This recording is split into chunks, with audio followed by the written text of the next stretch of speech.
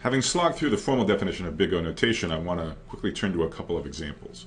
Now, I want to warn you up front, these are pretty basic examples. They're not really going to provide us with any insight that we don't already have, but they serve as a sanity check that the big O notation is doing what its intended purpose is, namely to suppress constant factors in lower order terms.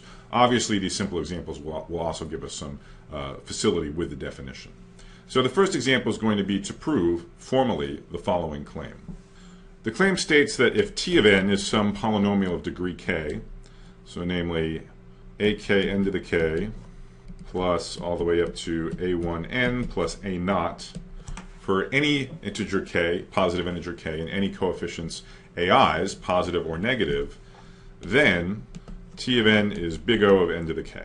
So this claim is a mathematical statement. It's something we'll be able to prove. As far as what this claim is saying, it's just saying big O notation really does suppress constant factors in lower order terms. If you have a polynomial, then all you have to worry about is what is the highest power in that polynomial, and that dominates its growth as n goes to infinity. So recall how one goes about showing that one function is big O of another. The whole key is to find this pair of constants c and n naught, where c quantifies the constant multiple of the function you're trying to prove big O of, and n naught quantifies what you mean by for all sufficiently large n. Now, for this proof, to keep things very simple to follow, but admittedly a little mysterious, I'm just going to pull these constants c and n naught out of a hat. So I'm not going to tell you how I derived them, but it'll be easy to check that they work. So let's work with the constants n naught equal to 1. So that's a very simple choice of n naught.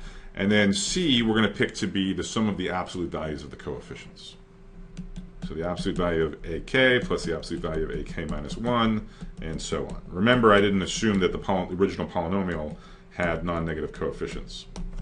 So I claim these constants work in the sense that we'll be able to prove establish the definition of big O notation. What does that mean? Well, we need to show that for all n at least 1, because remember we chose n naught equal to 1, t of n, this polynomial up here, is bounded above by c times n to the k, where c is the way we chose it here, underlined in red. So let's just check why this is true. So for every positive integer n at least 1, what do we need to prove? We need to prove t of n is upper bounded by something else. So we're going to start on the left-hand side with t of n, and now we need a sequence of upper bounds terminating with c times n to the k for our choice of c, underlined in red. So t of n is equal to this polynomial underlined in green. So what happens when we replace each of the coefficients with the absolute value of that coefficient? Well, you take the absolute value of a number, either it stays the same as it was before, or it flips from negative to positive.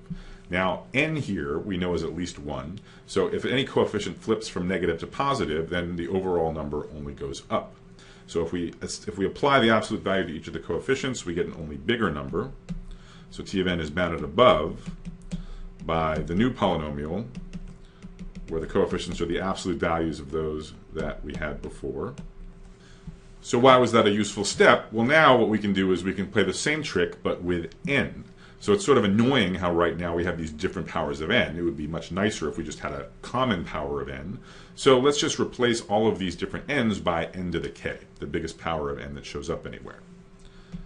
So if we replace each of these lower powers of n with the higher power n to the k, that number only goes up. Now the coefficients are all non-negative, so the overall number only goes up. So this is bounded above by the absolute value of ak n to the k, up to absolute value of a1 n to the k plus a naught n to the k. I'm using here that n is at least 1, so higher powers of n are only bigger.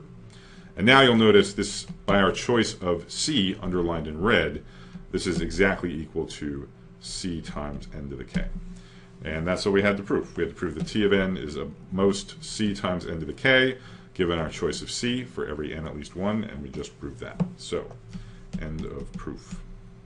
Now there remains the question of how did I know what a workable value of c and n naught were, and if you yourself want to prove that something is big O of something else, usually what you do is you reverse engineer constants that work.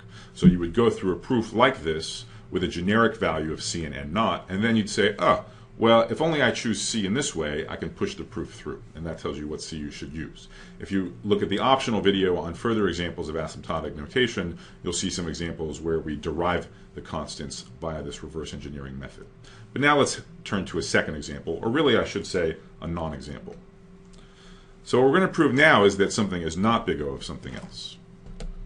So I claim that for every k, at least one, n to the k is not big O of n to the k minus 1. And again, this is something you would certainly hope would be true. If this was false, there'd be something wrong with our definition of big O notation.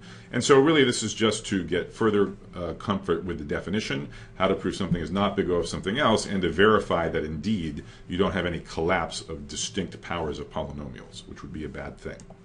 So how would we prove that something is not big O of something else? The most frequently useful proof method is going to be by contradiction. So remember, proof by contradiction, you assume what you're trying to establish is actually false, and from that you do a sequence of logical steps culminating in something which is just patently false, which contradicts basic axioms of mathematics or of arithmetic.